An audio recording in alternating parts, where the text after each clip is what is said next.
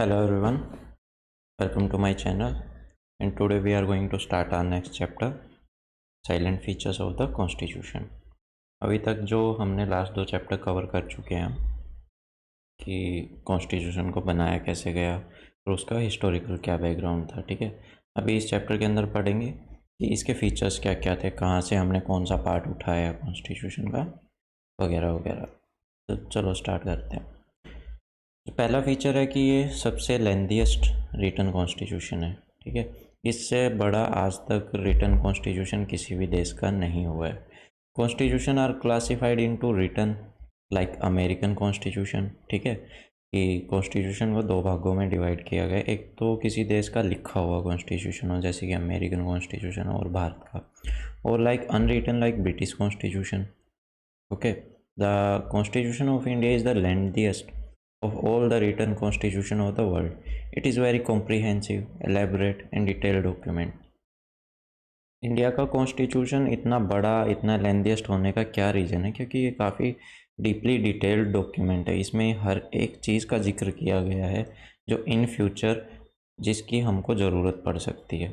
ठीक है, ओरिजिनली 1949 के अंदर कॉन्स्टिट्यूशन के अंदर क्या क्या था? प्रीएम्बल था जो कि आज भी है, 395 आर्टिकल्स थे, 22 पार्ट थे जिसके, और 8 स्केड्यूल थी जो आज बढ़ के कितनी हो गई? 12।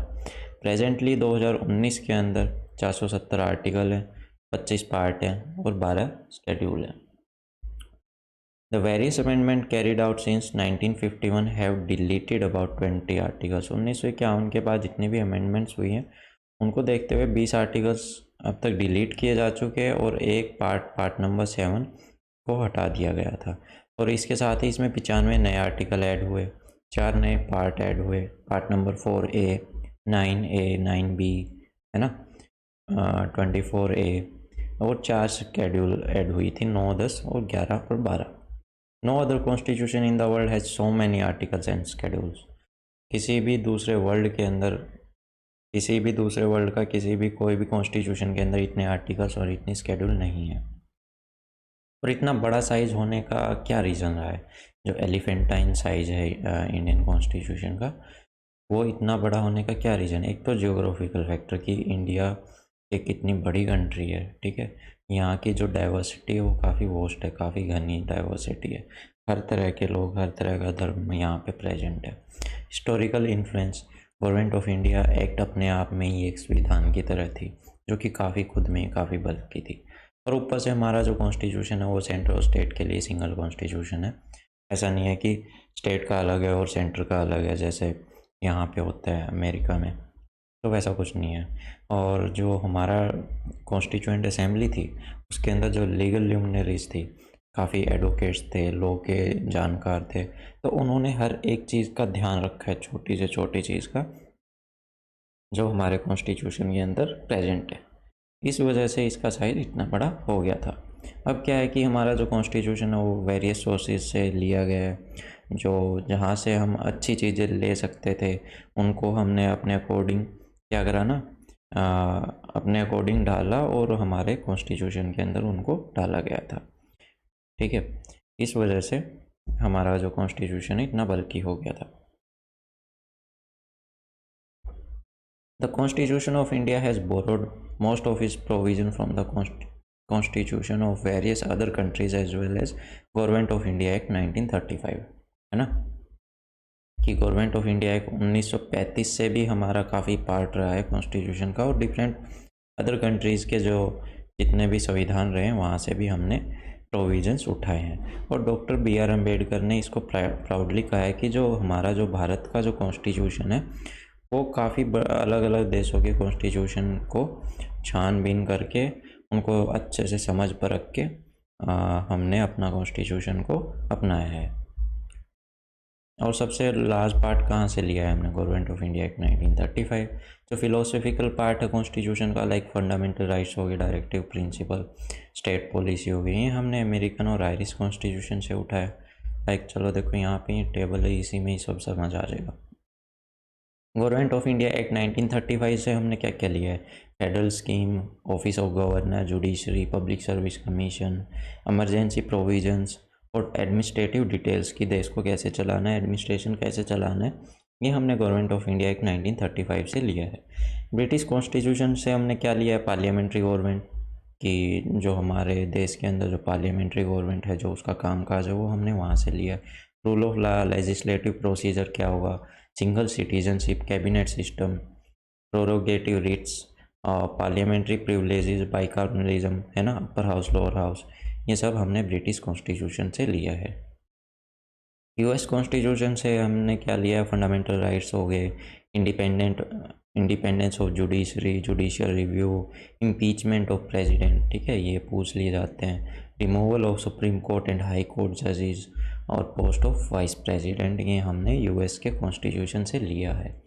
आयरिश कॉन्स्टिट्यूशन से DPSP, directive principle of state policy, members का नॉमिनेशन राज्यसभा का, है ना, methods of election of president के जो कैसे इलेक्शन होते हैं, वो सब हमने आयरिश कॉन्स्टिट्यूशन से लिया है। अब कनेडियन कॉन्स्टिट्यूशन की बात करते हैं, वहाँ से हमने क्या उठाया, फेडरेशन विद स्ट्रॉन्ग सेंटर, है ना।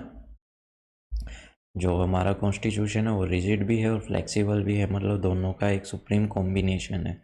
तो वो सब चीज़ें यहाँ से निकल के आती हैं, जो रेजुडरी पावर हैं वो सेंटर को दी जाए, ऐसा कनेडियन कॉन्स्टिट्यूशन के अंदर होता था, तो वो हमने अपने कॉन्स्टिट्यूशन के अंदर भी डाला है, संविधान के अंदर डाला है। Appointment of state governance by centre, advisory jurisdiction of supreme court. Australian constitution से concurrent list, freedom of trade, commerce, intercourse in joint sitting of 2 houses of parliament, जो कि मोस्ट इम्पोर्टेंट है। और जर्मनी के कॉन्स्टिट्यूशन से suspension of fundamental rights during emergency, काफ़ी बार पूछा गया है पहले भी। सोवियत यूनियन, जो कि अब रसिया है, रसिया के नाम से जाना जाता है, वहाँ से हमने क्या लिया था, फंडामेंटल ड्यूटीज़ ली थी। आइडियल जस्टिस हो गया, जैसे सोशियो इकोनॉमिक और पॉलिटिकल जस्टिस, जो हमारे प्रीएम्बल में जिसका जिक्र है, वो हमने कहाँ से लिया है, सोवियत कॉन्स्टिट्यूशन या यूएसएसआर, और या फिर आप रसिया कह सकते हो। तो जो ब्लेंड ऑफ रिजिडिटी और फ्लेक्सिबिलिटी, जो हमारा कॉन्स्टिट्यूशन है ना, वो एक मिश्रण है, मतलब एक तरह से क्या कह सकते हैं, हेलो, तो ये एक तरह से हम कह सकते हैं कि रिजिडिटी और फ्लेक्सिबिलिटी के से ज़्यादा है, मतलब ये एक टाइम पे, जैसे कि जब देश को ज़रूरत होती है तो उस टाइम पे रिजिड भी बन सकता है और फ्लेक्सिबल भी हो सकता है, ठीक है। अभी बात करते हैं कि ऐसा क्यों और कैसे। देखो, rigid constitution is one that require special procedure for its amendment. उसके अंदर अगर हमको अमेंडमेंट करनी है, कुछ भी बदलाव करना है, तो उसको उसके लिए काफ़ी स्पेशल प्रोसीजर्स होते हैं, लाइक जैसे कि अमेरिकन कॉन्स्टिट्यूशन में हो गया। और फ्लेक्सिबल कॉन्स्टिट्यूशन क्या है ना, कि ज़रूरत के अनुसार अपने आप को ढाल सकता है, ऐसा, ठीक है। तो on the other hand, one that can be amended by the same manner as ordinary law, मतलब कुछ लॉज को जैसे कि हमको अपनाना है तो इतना मुश्किल नहीं होगा उनको अपनाना, कि उनको आप सिंपल मेजॉरिटी से भी पास आउट करा के एक लॉ या फिर एक एक्ट बना सकते हो, जैसे कि ब्रिटिश कॉन्स्टिट्यूशन के अंदर हो गया। Constitution of India is neither rigid, ना ही रिजिड है ना ही फ्लेक्सिबल है, ये दोनों का सिंथेसिस है, ठीक है, दोनों का हाइब्रिड है। आर्टिकल 368 प्रोवाइड करता है हमको 2 टाइप की अमेंडमेंट्स। एक तो स्पेशल मेजॉरिटी ऑफ पार्लियामेंट, जिसके साथ में आपको जो दोनों हाउसेज हैं उसके 2/3 मेंबर्स जो उस टाइम पे प्रेजेंट हो और वोटिंग करे वो, या फिर मेजॉरिटी ऑफ टोटल मेंबरशिप हो बोथ द हाउसेज, मतलब दोनों हाउसेज के जितने भी मेंबर्स हैं उनकी मेजॉरिटी।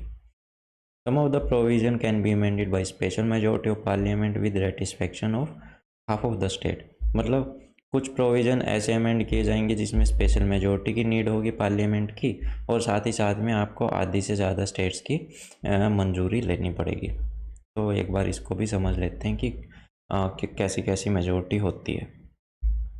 अब मान लो टोटल मेंबरशिप जो स्ट्रेंथ है हाउस की वो कितनी, 545 है ना। इनमें से 3 या फिर मान लो इनमें से कुछ ने रिजाइन कर दिया और कुछ की डेथ होगी, तो इसकी स्ट्रेंथ -4 होगी, मतलब 4 जनों ने या तो रिजाइन कर दिया या उनमें से किसी की डेथ हो गई। तो 4 यहाँ से कम हो गए 545 में से, और कुछ को डिस्क्वालीफाई कर दिया गया, मतलब 3 जनों को डिस्क्वालीफाई कर दिया गया, तो 7 मेंबर 545 में से कम हो गए। अब मान लो अटेंडेंस ली गई पार्टिकुलर किसी डे पे, डे 1 में 300 प्रेजेंट थे, 300 में से 30 जनों ने वोट डालने से मना कर दिया, हम वोट नहीं डालेंगे, तो लोग कितने बचे 270, तो 270 लोगों ने वोटिंग करी। अब सेकंड डे 500 लोग प्रेजेंट थे, जिनमें से 20 जनों ने वोट डालने से मना कर दिया, 480 बचे, उन 480 लोगों ने वोटिंग करी। अब देखते हैं कैसे विद एग्जाम्पल। मान लो यहाँ पे बात करते हैं सिंपल मेजोरिटी की, तो सिंपल मेजोरिटी में क्या था examples like confidence motion move करना है, या फिर कोई नॉर्मल बिल है उसको पास करवाना है, या फिर बजट को पास करवाना है। तो यहाँ पे जो एक्सप्लेनेशन होगी सिंपल मेजोरिटी की वो क्या होगी कि जो majority of members present and voting, कि मतलब जितने लोग उस दिन प्रेजेंट है और उनमें से जितने लोग वोटिंग करेंगे, वो है क्या है कि मान लो अभी आज डे 1 के अंदर कितने 300 प्रेजेंट थे, 300 में से 30 जनों ने वोटिंग डालने से मना कर दिया यहाँ पे, है ना, तो कितने बचे 270, तो 270 का हाफ +1 कितना हो गया 136। और सेकंड डे के अंदर कितने लोग थे 500, 500 में से 20 जनों ने वोट डालने से मना कर दिया, एब्सटेन कर दिया था, तो बच्चे कितने 480, 480 का हाफ +1, तो ये हो गई सिंपल मेजोरिटी। अब बात करते हैं एब्सोल्यूट मेजोरिटी। तो देखो एब्सोल्यूट मेजोरिटी है ना, never required on its own, ये हमेशा मतलब ये अकेली नहीं आएगी, इसके साथ में और अदर टाइप की भी मेजोरिटीज़ आएंगी ही आएंगी। Majority of the total membership of the houses. अब यहाँ पे क्या था कि 545 मेंबर्स हैं टोटल मेंबरशिप में, एब्सोल्यूट मेजोरिटी लिखा गया है ना, बिल्कुल एब्सोल्यूट मेजोरिटी, कि भाई जितने भी मेंबर्स प्रेजेंट है ना, सॉरी जितने भी मेंबर्स हैं हाउसेस के, उनके टोटल मेंबर्स की वोटिंग हो, और उसमें हाफ से +1, लाइक 545 थे ना टोटल मेंबर्स, तो उसके हाफ प्लस में 1 तो कितना आएगा 243। सेकेंड डे भी सेम ही रहेगा। और जो इफेक्टिव मेजोरिटी है ना, जो किसके लिए यूज़ करी जाती है, removal of presiding officer of their house. ठीक है, यहाँ पे क्या होगा कि जो इफेक्टिव मेजोरिटी है, मतलब मान लो इफेक्टिव में कितने होंगे, जो रियलिटी में कितने मेंबर्स अभी हैं, टोटल मेंबरशिप कितनी है हाउस की, ठीक है, अभी 545 थे वैसे तो, लेकिन जो कि टोटल स्ट्रेंथ थी, लेकिन मेंबर्स कितने रह गए थे, इनको 3 को डिस्क्वालीफाई कर दिया था और 4 रिजाइन कर गए थे, 7 माइनस कर दो 545 में से, और जो फिर जितने बचेंगे उसमें उनका हाफ करके उसमें +1, तो कितने आ जाएंगे 269। ठीक है, और सेकंड डे भी सेम रहेगा। अब क्या है ना, स्पेशल मेजोरिटी की बात करते हैं। ये रहा स्पेशल मेजोरिटी, जो आर्टिकल 368 के अंदर हमको दिया गया है, जो स्पेशल अमेंडमेंट्स होती हैं। ठीक है, इमरजेंसी प्रोविज़न आर्टिकल 352 के अंदर जो है, और जो स्पेशल रेजोल्यूशन है, और या फिर जजेस का रिमूवल करना हो, इसके लिए क्या करना पड़ेगा, majority of total membership and by the majority of not less than 2/3 members of present and voting. मतलब कि टोटल मेंबरशिप कितनी थी 545, ठीक है, और उसका हाफ करके +1, और साथ ही साथ में क्या करना पड़ेगा आपको 2/2 मेंबर्स जो उस टाइम पे प्रेजेंट हैं उनकी वोटिंग प्लस में 1, कितने थे 270 थे, इसका हाफ करके +1 180 वोट्स हो गए। और सेकंड डे भी जितना टोटल मेंबरशिप थे 545, और जितने प्रेजेंट थे सेम लाइक 480 प्रेजेंट थे सेकंड डे में, तो उनका हाफ करके उनका 2/3 करके 320 वोट्स। और यहाँ पे भी वही है special majority like in article 249, इसमें 2/3 मेजोरिटी रखनी है। लेकिन जो आर्टिकल 368 जो भी कोई भी बड़ी अमेंडमेंट लेके आनी है आपको आर्टिकल के अंदर, कॉन्स्टिट्यूशन के अंदर, तो ये वाली यूज़ होगी। ठीक है, ये वाली। और special majority like in article 61 use होता है इम्पीचमेंट ऑफ प्रेसिडेंट, वहाँ के लिए majority of not less than 2/3 membership of the house. तो ये रही वो डे 1 445 363 वोट्स आएंगे, ठीक है। 2/3 अगर इसका करेंगे तो सेम डे भी, अगले दिन भी सेम। तो ये जो टेबल है, तो इसको एक दो बार अगर आप ध्यान से निकालोगे ना तो ये हो जाएगा। अब क्या है ना, federal system with unitary basis, जो हमारा जो देश का जो संघीय सिस्टम है, जो प्रणाली है, वो मतलब कैसे एक संघ की तरह काम करता है, यूनिटरी बेसिस पे काम करता है। The constitution of India establishes a federal system of government. अब जो फेडरेशन के जो फीचर्स हैं वो क्या है, मान लो 2 गवर्नमेंट होगी, सेंटर में भी स्टेट में भी, पावर्स का डिवीज़न हो गया है ना, सेंटर्स की अलग पावर है और स्टेट की अलग पावर है। रिटन कॉन्स्टिट्यूशन हो गया, सुप्रीमेसी ऑफ कॉन्स्टिट्यूशन, कॉन्स्टिट्यूशन को सबसे सुप्रीम रखा जाता है और रिजिड होता है कॉन्स्टिट्यूशन। इंडिपेंडेंट रहती है जुडिशरी, ठीक है। बाइकार्बनलिज्म होता है, अपर हाउस लोअर हाउस। लेकिन जो इंडियन कॉन्स्टिट्यूशन है ना, उसके अंदर लार्ज नंबर ऑफ यूनिटरी और नॉन फेडरल फीचर्स हैं, लाइक स्ट्रॉन्ग सेंटर, ठीक है। कि भाई सेंटर, ये मतलब ये यूनिटरी फीचर्स हैं जो एक एकता की तरह काम करते हैं। स्ट्रॉन्ग सेंटर है ना। सिंगल सिटीजनशिप है, ऐसा नहीं है कि देश की सिटीजनशिप आपको अलग से मिली हुई है और स्टेट की अलग से। यहाँ पे ऐसा सीन नहीं है, हमारे यहाँ पे बस सिंगल सिटीजनशिप है, ठीक है। और सिंगल ही कॉन्स्टिट्यूशन है स्टेट का और सेंटर का, एक ही कॉन्स्टिट्यूशन है। हमारा कॉन्स्टिट्यूशन फ्लेक्सिबल भी है, यहाँ पे हम सिंपल मेजोरिटी से भी एक्ट्स के अंदर बदलाव कर सकते हैं या फिर ऑर्डिनरी लॉ को पास कर सकते हैं। और कुछ जो वेरियस अमेंडमेंट्स हैं वो आर्टिकल 368 के बेस पे स्पेशल मेजोरिटी के साथ में पास किए जाते हैं।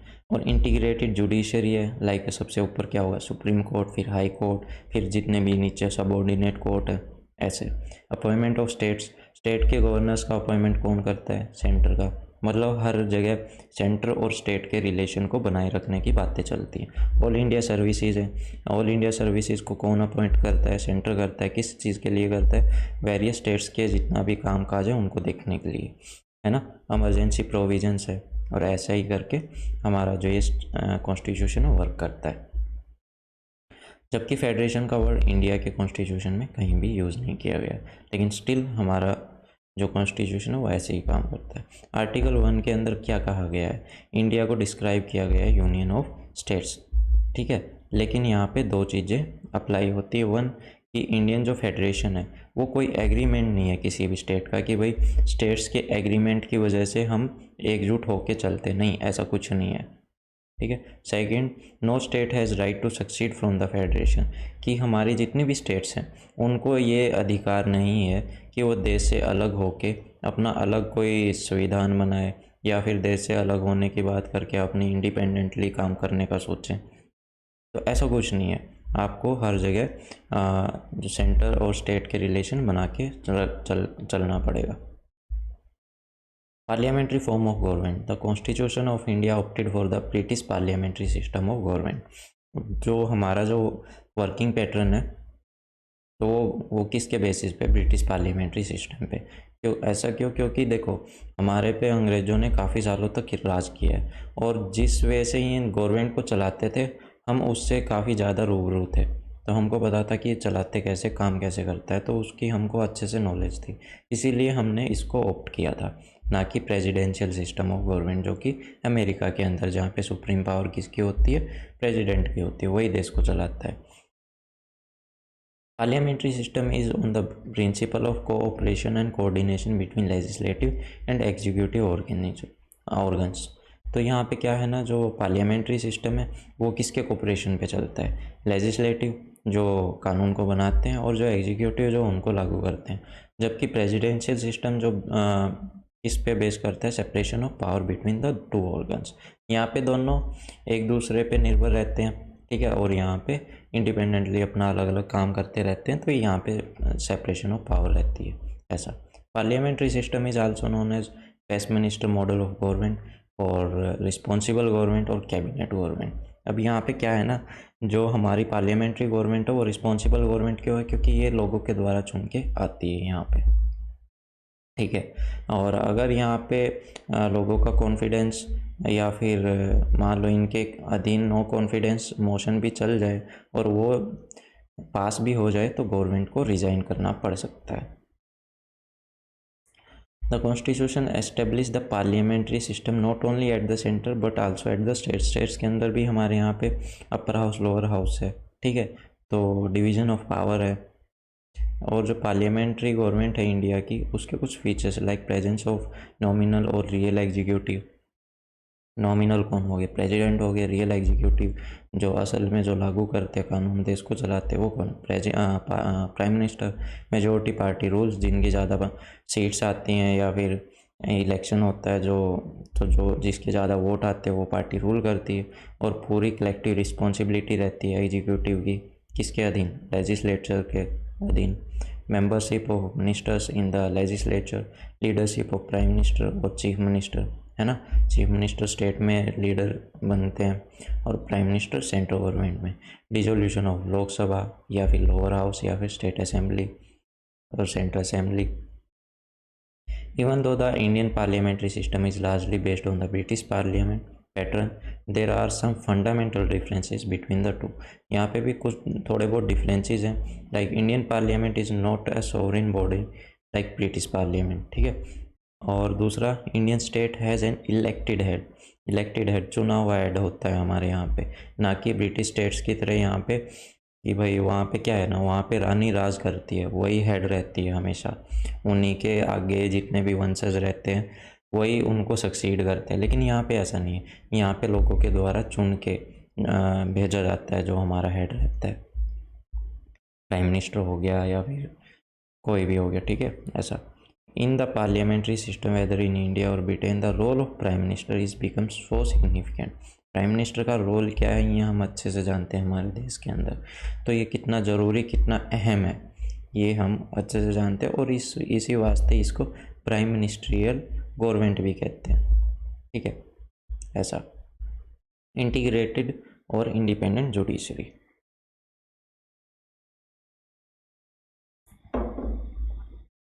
The Indian Constitution establishes judicial system that is integrated as well as independent है, ठीक है, एक दूसरे से जुड़ा हुआ और इंडिपेंडेंट रहता है। सुप्रीम कोर्ट सबसे ऊपर रहता है जुडिशियल सिस्टम में कंट्री के, और उसके नीचे हाई कोर्ट रहता है स्टेट लेवल पे।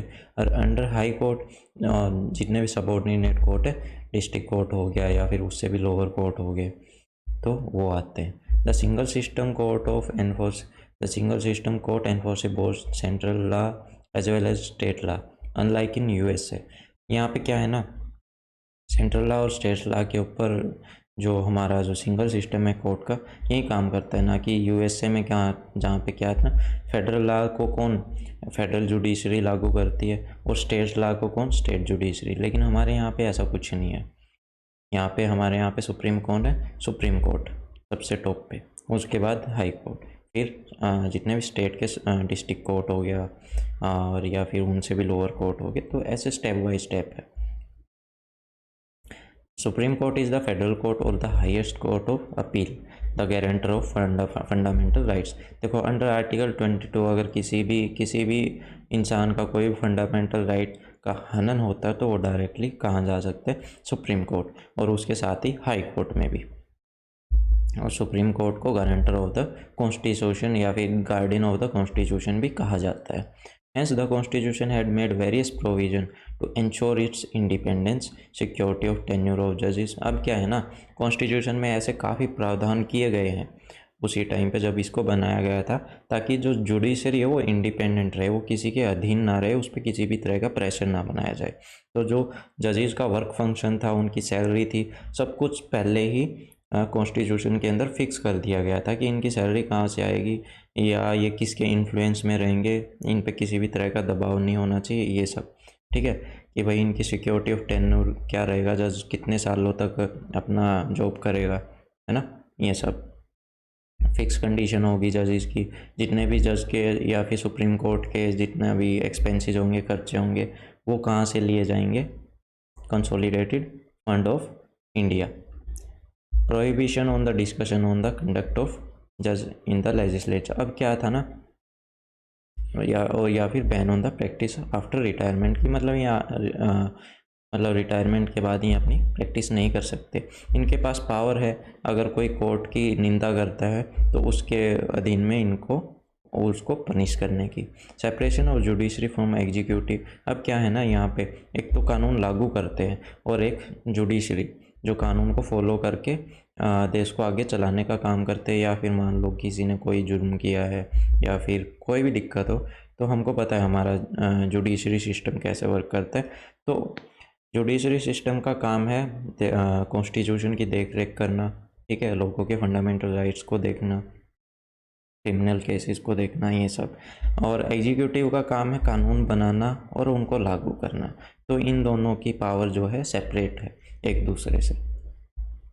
और फिर ऊपर से हम फंडामेंटल राइट्स जो कि पार्ट 3 के अंदर है, कौन कौन से हमको राइट्स मिले हैं। 6 राइट मिले हैं। राइट टू इक्वलिटी आर्टिकल 14 से 18 तक, फ्रीडम आर्टिकल 19 से 22 तक, राइट अगेंस्ट एक्सप्लोटेशन 23 से 24 तक, फ्रीडम ऑफ रिलीजन 25 से 28 तक, ठीक है। आजकल सबसे ज़्यादा न्यूज़ में ये रहता है। और या फिर राइट टू फ्रीडम है ना, article 21 mostly. Cultural and educational right 29 to 30 और कॉन्स्टिट्यूशनल रेमेडीज आर्टिकल 32, जिसके अधीन आप डायरेक्ट कहाँ पे जा सकते हो, सुप्रीम कोर्ट में। अगर इनमें से ये किसी भी आपका जो फंडामेंटल राइट है, अगर इनका वो होता है, क्या कहते हैं, अगर इनका एक्सप्लोटेशन होता है तो आप डायरेक्ट कहाँ पे जा सकते हो, यहाँ पे सुप्रीम कोर्ट में under article 32। Fundamental rights are meant for promoting the idea of political democracy. They operate as a limitation on the tyranny of executive and arbitrary law of legislature. अब क्या है ना, फंडामेंटल राइट हमको क्यों provide किए हैं, ताकि जो एग्जीक्यूटिव जो कानून बनाते हैं या फिर अगर वो किसी भी तरह का कोई गलत कानून या नियम बना दे तो उस पर लिमिटेशन रखने के लिए काम आता है। अगर आपको लगता है कि गवर्नमेंट ने कोई ऐसा कानून बनाया है जो हमारे फंडामेंटल राइट्स का हनन कर रहा है, तो हम डायरेक्ट अंडर आर्टिकल 32 जाके सुप्रीम कोर्ट में जा सकते हैं। फिर सुप्रीम कोर्ट उस कानून को अच्छे से देखेगा और उस लॉ को अच्छे से देखेगा।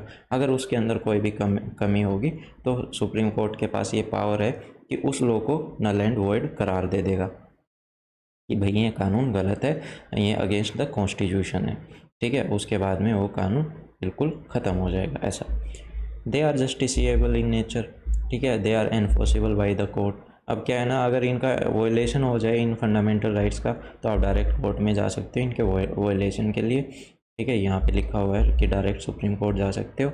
और सुप्रीम कोर्ट के पास कुछ पावर्स है, लाइक ये रिट्स जारी करता है, हैबियस कॉर्पस, मैंडामेस, प्रोहिबिशन, सर्टियोरी, ठीक है, warranto for the restoration of the right. अगर किसी भी राइट का हनन हुआ है आपका, तो ये कुछ वो थी, क्या कहते हैं, रिट्स, जिनको सुप्रीम कोर्ट क्या करता है, इशू करता है। और यही रिट्स कौन लागू कर सकता है, हाई कोर्ट भी कर सकता है। इनको आगे हम पढ़ेंगे जब हमारा चैप्टर स्टार्ट होगा सुप्रीम कोर्ट हाई कोर्ट का, तो उस टाइम पे इनको डिटेल में पढ़ेंगे। However the fundamental rights are not absolute नहीं है, इनके ऊपर भी ड्यूरिंग कोई इमरजेंसी रेस्ट्रिक्शन लग सकती है, एक्सेप्ट आर्टिकल 20 और 21 को छोड़ के। सभी जितने भी आर्टिकल्स हैं, जितने भी फंडामेंटल राइट्स हैं, उन पे क्या लग सकती है, रेस्ट्रिक्शन लग सकती है। और ऊपर से पार्लियामेंट है ना, कॉन्स्टिट्यूशनल अमेंडमेंट करके एक्ट के अंदर जो ये हमारा ये संविधान है उसके अंदर अमेंडमेंट करके इनको हटा भी सकता है, ठीक है। तो ये था हमारा चैप्टर नंबर 2, ठीक है। तो यहीं पे चैप्टर नंबर 3, तो ये यहाँ पे कंप्लीट होता है पहला पार्ट इसका। सेकंड पार्ट हम कल स्टार्ट करने वाले हैं। कोई कमी हो, कोई दिक्कत हो तो please let me know in the comment section. Video अच्छी लगी हो तो ज़रूर लाइक कीजिएगा, चैनल सब्सक्राइब ना किया हो तो सब्सक्राइब कीजिएगा। Thank you, have a nice day.